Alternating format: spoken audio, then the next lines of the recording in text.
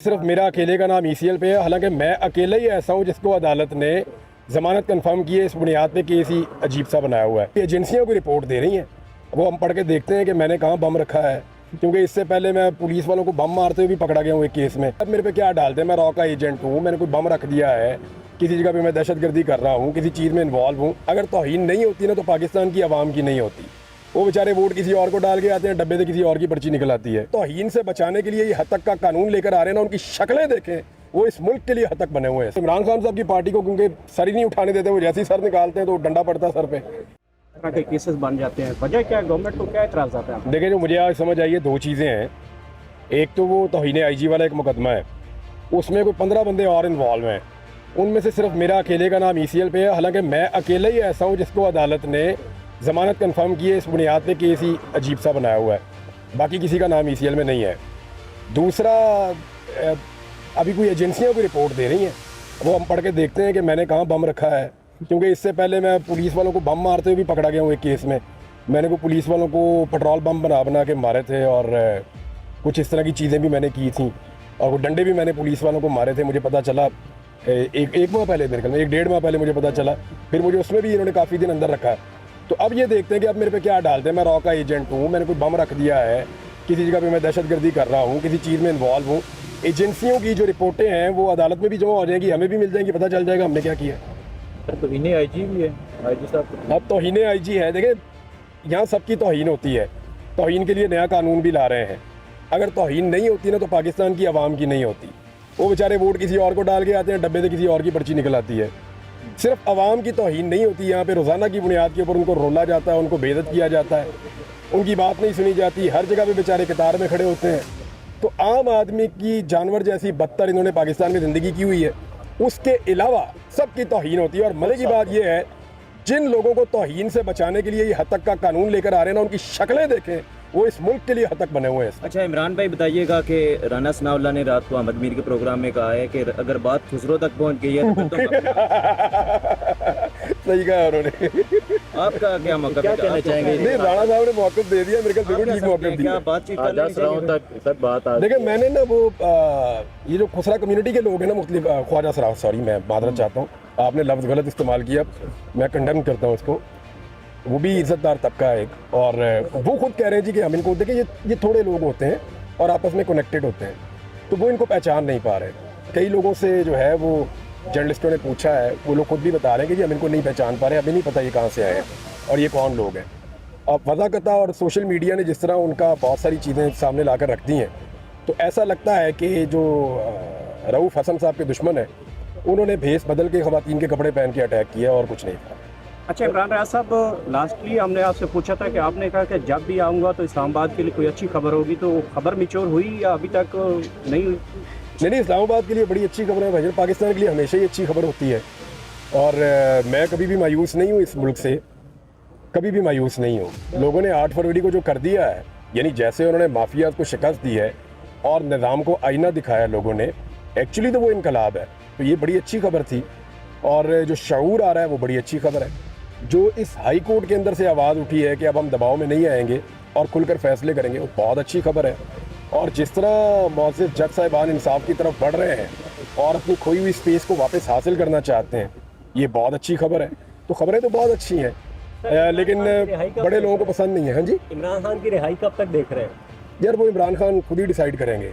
अच्छा, मौलाना फजल रहमान साहब का जो इल्हाक हुआ रात को PDM, देखिए, ये दोनों ना एक दूसरे की ज़रूरत बने हुए हैं इस वक्त। ये अननेचुरल है जो पाकिस्तान तहरीक इंसाफ का और फजल रहमान साहब का अगर इल्हाक हो जाता है तो याद रखिएगा ये नेचुरल अलाइंस नहीं है, या ये इस तरह का अलाइंस नहीं जिस पे आपको लगे कि ये हो सकता था या ये मुमकिन है या ये चल सकता है। ये आपको, इसको भूल जाएं आप। एक्चुअली फजल रहमान साहब की बिल्कुल एक अलग तरह की सियासत है, वो पावर कॉरिडोर्स के अंदर रिलैक्स रहते हैं, उनको वहाँ अच्छा लगता है। इमरान खान साहब की अलग सियासत है। फजल रहमान साहब जो हैं वो सुलह और लड़ाई के अंदर बड़ी तेज़ी से अपने आप को चेंज कर सकते हैं। इमरान खान साहब को गेयर शिफ्ट करते हुए बड़ा मुश्किल लगता है। तो वो दोनों की सियासत बिल्कुल मुख्तलिफ किस्म की है। हाँ, अभी हालात ऐसे हैं कि दोनों को एक दूसरे की ज़रूरत पड़ी हुई है।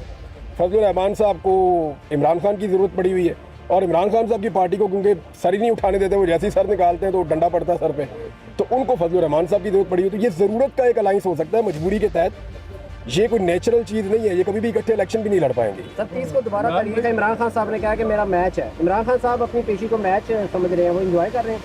मेरे ख्याल में उन्होंने जो पिछली झलकियाँ चली हैं मैच की, उसको बहुत एंजॉय किया उन्होंने।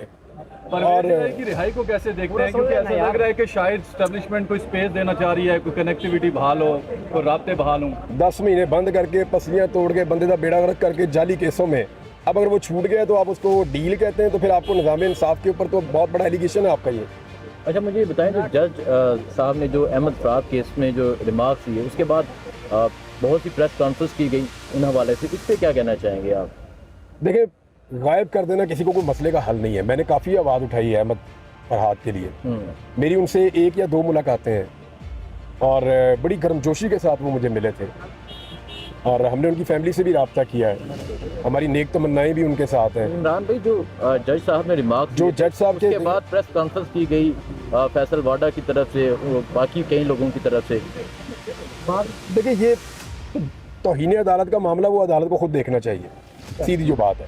अदालत को उठाना चाहिए मामला, अगर अदालत की कोई भी तौहीन कर रहा है तो अदालत को ये मामला देखना चाहिए। उसका ताल्लुक किसी भी पॉलिटिकल पार्टी से है तो एक अलग बात है। देखिए, वहाँ पे जज मौजूद हैं, उनका रुतबा ज़्यादा बड़ा है, वो निज़ाम के ऊपर एक चेक है, वो सवाल भी उठा सकते हैं, जवाब भी मांग सकते हैं। उन्होंने सवाल उठाए, जवाब मांगे।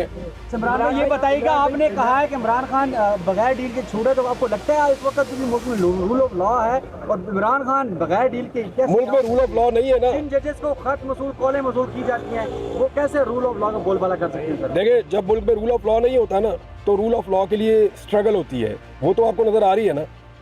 तो जब रूल ऑफ लॉ नहीं होगा तो रूल ऑफ लॉ के लिए स्ट्रगल होगी और वो चल रही है। गवर्नमेंट पे कोई बात आती है तो हाँ जी, क्या चीज़? इमरान साहब, आपने एजेंसी की रिपोर्ट का जिक्र किया, तो क्या अब आप एजेंसी की रिपोर्ट पे यकीन रखते हैं? रिपोर्ट तो आने तो पता चले मेरे बारे में क्या क्या रहे हैं। इमरान भाई, मीडिया के हवाले से बंदिश और एक जो है वो कानून भी पेश किया जा रहा है जिसमें तौहीन अदालत का इख्तियार ख़त्म किया जा रहा है, क्या कहते हैं, क्या कैसे देखते हैं इस कानून को, और मीडिया की जो है एक दफ़ा फिर गला घोटा जा रहा है? देखिए, मैं आपको एक चीज़ बताऊं, ये जो सॉल्यूशंस है ना, ये एडहॉक किस्म की चीज़ें हैं और ये कॉस्मेटिक्स हैं जो सामने आ रहे हैं। ये जिन लोगों से ये करवाया जा रहा है ना, एक पर्ची के ऊपर, ये जो पंजाब और वफाकी हुकूमत है, एक पर्ची के ऊपर कानून बनाने में जुट जाते हैं। ना इनकी ये काबिलियत है, ना इनकी ये अहलियत है, ना इनको इतनी समझ है। इनके बारे में सभी जानते हैं, सबको पता है कि इनकी काबिलियत क्या है। ये जो पर्चियों के ऊपर कवानीन बना रहे हैं ना ख्वाहिशात के मुताबिक, ये इनके गले का शिकंजा बन जाएंगे। देखिए, मैं आपके सामने खड़ा हूँ ना, ये तौहीन का हद तक का कानून अब आ रहा है ना, मैं पिछले 2 साल से इसके केसेस भुगत रहा हूँ बगैर कानून के ही। भाई, किसी को फिक्स करना होता है तो कानून के बगैर भी फिक्स कर देता है निज़ाम। ये आगे भी लोगों को फिक्स करेंगे। मामला ये नहीं है कि किसको क्या सज़ा मिलेगी, मामला ये है कि एक्चुअली आप अपना रिकॉर्ड क्या बना रहे हैं। वो आपने टिकटॉक में एक देख रहा था, तो वो उसमें टिकटॉकर कह रही थी जब अपोजिशन में थी, हाँ, तो वो क्या बातें थी कि जनाब जब हुकूमत बनती है, भीख के अंदर मिलती है, तो फिर इस तरह के कवानीन बनते हैं, मीडिया के साथ हमेशा खड़े होंगे, मीडिया को प्रोटेक्ट करेंगे, और उससे 10 गुना ब्रूटल और बदतरीन कानून जो है वो लाकर सामने रख दिया। आज जो मुस्लिम लीग नून के जर्नलिस्ट और दानिशवर हैं या उनके अपने करीबी दोस्त हैं, पाकिस्तान पीपल्स पार्टी भाग रही है इससे। उनके अपने जो करीबी लोग हैं वो कह रहे हैं, यार ये आप क्या कर रहे हैं, आपको ये कहा था कि मुफाहमत करनी है, आप तो लेट गए ज़मीन के ऊपर। तो ये अगर इस तरह सियासत और हुकूमत करनी है ना, तो फिटे मुँह कर लें हुकूमत। अली अमीन गंडापुर ने एक कदम उठाया है, बलूचिस्तान के बच्चों को लेके आए हैं, वफाकी हुकूमत इस पे जो है ना वो खासा कामयाब नहीं हुई, क्या कहेंगे इस बारे में जो है ना वो खैबर पख्तूनख्वा की हुकूमत जो है ना वो किस उन्होंने वो कितने बच्चे ले आएंगे यार? देखें, ये तो वफाकी हुकूमत की जिम्मेदारी थी ना, एक सूबाई हुकूमत कितने बच्चे ला सकती है? वहाँ पे आपके 12,000 बच्चे पढ़ते हैं और बहुत बड़ी तादाद में, हज़ारों की तादाद में मौजूद है। आप सबको तो 150-150, 200 करके आएंगे तो कितने आ जाएंगे? आप 10 फ्लाइटें चला लेंगे, 20 चला लेंगे, कदम अच्छा है, लेकिन ये वफाकी हुकूमत को करना चाहिए था, उल्टा वो रोड़े अटका रहे हैं। रीज़न ये है, जो ढूंढने वाली चीज़ है, जो आप सबका काम है, हम सबका काम है, कि किर्गिस्तान में एक्चुअली हो क्या रहा है। ये अचानक इतने सारे कॉलेजेस यूनिवर्सिटीज़ वहाँ बने क्यों हैं? उनके पीछे कौन है? वो किसका काला धन है जो वहाँ पे पहुँचा है, ये चेक किया जाए। तालीम के इस धंधे में कौन कौन इन्वॉल्व है? एक तालिब इल्म से कितने पैसे झाड़े जाते हैं? कॉन्ट्रैक्टर कितना पैसा खाते हैं इस धंधे के अंदर? और वहाँ के लोग पाकिस्तानी तलबा से नफरत क्यों कर रहे हैं? ये मुझे वहाँ लोगों ने बताया। वो ये कह रहे हैं कि जिस तरह से इनके निज़ाम के अंदर हमारे लोग घुस गए हैं ना, और जिस तरीके से हमारे लोग वहाँ पे सिस्टम को या तालीमी सिस्टम को ऑक्यूपाई कर रहे हैं, उनके अंदर और उनके तलबा के अंदर एक रिएक्शन है, स्पेशली पाकिस्तान के खिलाफ। ये वहाँ पे तलबा ने मुझे ये बात बताई। अहमद फराज केस जब होता है, हालांकि उन्होंने पीटीआई के लिए बड़ी आवाज़ उठाई, कोई पीटीआई का जो रहनुमा वो नजर अच्छा, ये ना एक बड़ी भोंडी और घटिया हरकत है पाकिस्तान तहरीक इंसाफ के लोगों की। जब तक इमरान खान साहब बाहर थे वो आवाज़ तो उठाते थे, कम से कम अरशद शरीफ का नाम लेते थे, कोई और सहाफ़ी के साथ ज्यादती होती थी नाम लेते थे, बात करते थे। मुझे अच्छी तरह याद है, छोटा सा भी इंसिडेंट होता था ना इमरान खान के दौरे हुकूमत में किसी सहाफ़ी के साथ, तो सारी की सारी अपोजिशन बाजमात उनके घर जाती थी। पाकिस्तान तहरीक इंसाफ का और इस वक्त की अपोजिशन का ये रिकॉर्ड है कि जितना जुल्म इस वक्त सहाफ़ियों के साथ हुआ, एक सहाफ़ी कल कत्ल हुए हैं, एक को 3 गोलियां लगी हैं, वो हॉस्पिटल में पड़े हुए हैं। अहमद फरहाद जो है वो गायब है पिछले 10 दिन से ऑलमोस्ट। जो समी इब्राहिम साहब के साथ हुआ, जो आर्या मकबूल जान साहब के साथ हुआ, जो सदीक जान के साथ हुआ, जो बाकी सहाफ़ियों के साथ हो रहा है, क्या कोई अपोजिशन उनके दरवाजे पे गई, उनसे बात की? एक्चुअली तो देखें, अगर लड़ाई है डेमोक्रेसी के लिए, लड़ाई है रूल ऑफ लॉ के लिए, और लड़ाई है आज़ादी इज़हार राय के लिए, तो फिर तो इस लड़ाई के अंदर जो आदमी आवाज़ उठाने की सज़ा काट रहा है उसके साथ जाके इज़हार यकजहती करनी चाहिए अपोजिशन को। लेकिन अगर उनकी लड़ाई या पाकिस्तान तहरीक इंसाफ के पीछे बचे हुए लोगों की लड़ाई इक़्तिदार के लिए है, तो फिर वो बिल्कुल ठीक कर रहे हैं। इमरान भाई ये बताइएगा कि वापस आपको टीवी स्क्रीन पर कब तक देख रहे हैं हम? यार दुआ करो कि नौकरी मिल जाए भाई। अभी तो जो टीवी चैनल वाले वो फ़ोन करके कहते हैं सर उत्तो NOC आएगा तो फिर तानू उसी प्रोग्राम से बुलावांगे, और हमारी बड़ी ख्वाहिश है कि हम आपको बुलाएं। ये तो मुझे सब कह रहे हैं कि आप वादा करें कि हमारे चैनल को ज्वाइन करेंगे, लेकिन ये कोई नहीं बता रहा कि कब ज्वाइन करेंगे।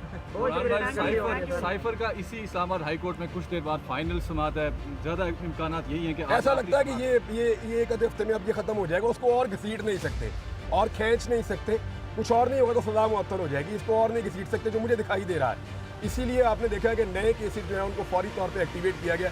अब कोई और तोशाखाना के अंदर से वो तो रेगमाल है, रगड़ी जाओ जितना मर्जी।